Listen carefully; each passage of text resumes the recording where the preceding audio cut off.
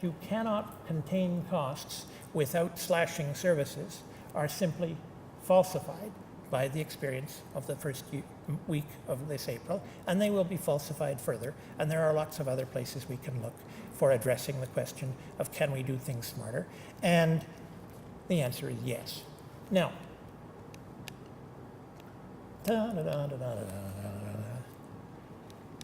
for some reason, yes, what? I've got to lift it up higher. Okay. For some reason, audiovisual services are beyond the wit of humans. They've never worked properly, and they never will. I don't know why. It's kind of like air conditioning.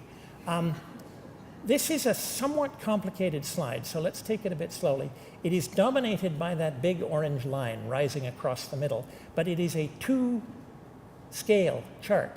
The orange line refers to the scale on the far right-hand side. This is known as the Klein line, in honor of Ralph Klein.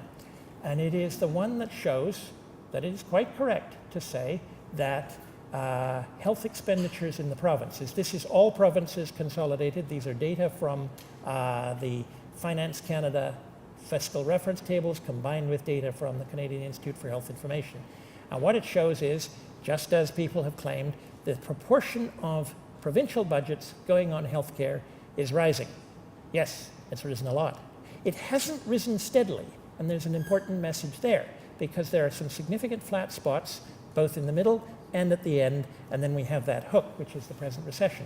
But notice the blue line coming down. This is relative to the left scale. That is expenditure on non-health programs by all provinces combined. Okay? And you can see that as a share of the GDP, provincial domestic product, that is actually going down drastically, whereas the pink one, which is health, and particularly the red one, which is Medicare, hospitals and doctors, are not increasing dramatically. They're not blowing up at all. There's a hook at the end because we're going into a recession. There was a bump in the late 80s, early 90s. Recessions cause a decline in the GDP. They cause the ratio to change. So what's happening is that the claims that healthcare is taking up a larger and larger chunk of expenditures at the provincial level are true.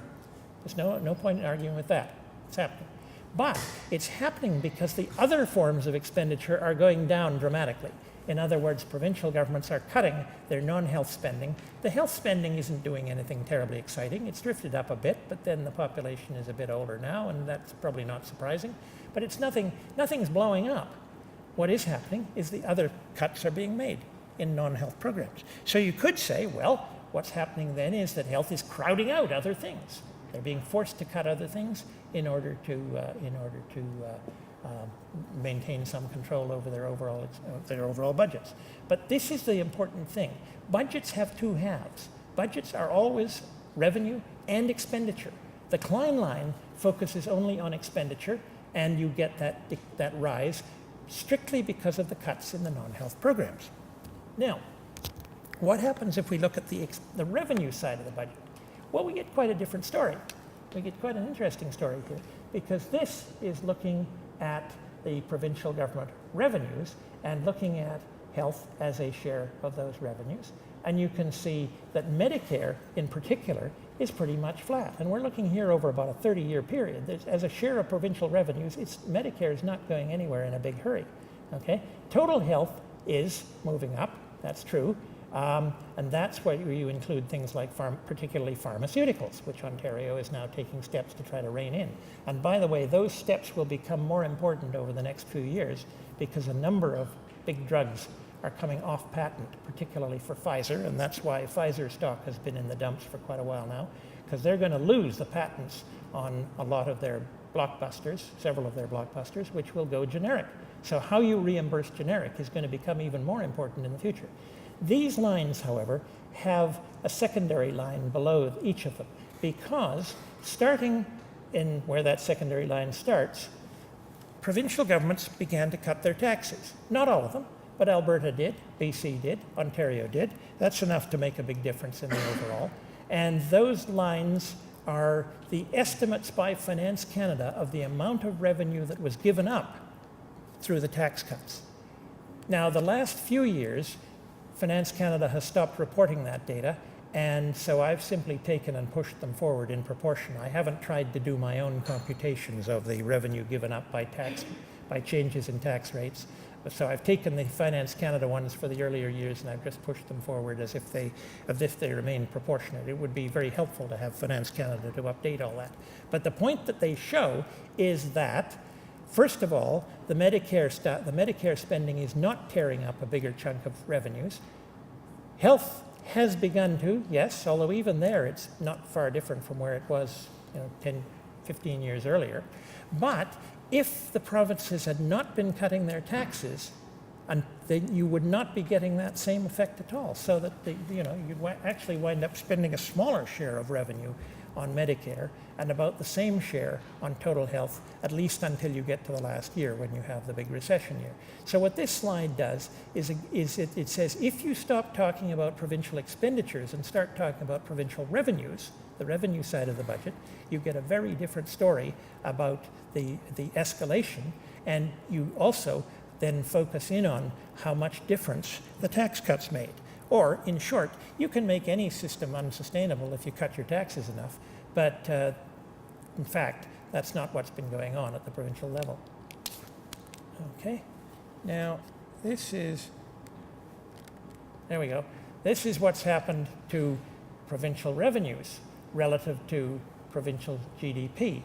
And supplementary, I put down in there, I've got total revenues, then below that, own source revenues, and the transfers from the feds. And you can see that the big drop in the middle there, where the transfers from the feds went down as a share of GDP, that's where the feds successfully fought their deficit on the backs of the provinces. That's what they were accused of, and it looks like that's what they did.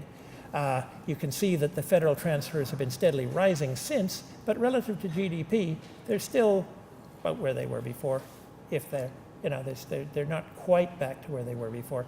But again, here we get the story that says if the provinces had not cut their tax rates, actually their revenues would have been rising quite substantially relative to GDP. So you can see that it seemed like a good idea at the time, fiscally, and it may have been reasonable fiscal policy to say, well, if we don't do something about our tax rates, we're going to be taking in a larger and larger share of the provincial GDP, so we'll try to keep that in balance by cutting our rates. And that's what they did. Now, why? Well, this is kind of the backdrop to it all.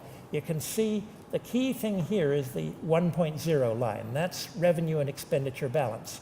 And you can see that for the whole first half of that period, provinces were running below the balance line. In other words, they were running deficits. More in some years, less in others. But we've had a long period of provincial deficits that then you can see in the middle of the period, that pink line starts to climb. The provinces were getting their fiscal house in order. They were restoring budgetary balance, which is not a bad thing to do, and the line comes back over unity. At the point where it begins to approach unity, you can see the tax cuts start to feather in. So basically what the provincial governments did in Canada is they said, well, we've got to get our revenues back up to, we've got to get our budgets back in balance, so we're going to start cutting our expenditures. We're going to cut our expenditures, and we're going to hold our revenues constant, and we bring her back into balance. And as we begin to get into balance, we start to introduce tax cuts. And so that's the backdrop to that decline in non-program spending. It's not so much that health was roaring ahead and crowding out. It's that in the process of deciding to restore balance, provinces took the option of cutting non-program rather than program spending. And once they got through doing that, they begin to cut their taxes. And if you go back to the Klein line, okay, you can see that's exactly what happened. The line stopped rising at about the point where they began to cut taxes, and they stopped the cutting of the non-programmatic expenditure. So that's where they said, okay, we've gone through a process of restoring balance, we've restored balance, and we're now back into we're back into a recession. Damn. But that presumably will end. If it doesn't, then there's going to be further trouble to be had. But the recession was not caused by the healthcare sector. So that the idea that somehow in particular Medicare, the doctors and hospitals down there, the red line, the idea that they are somehow responsible for the fiscal crisis just doesn't make any sense at all.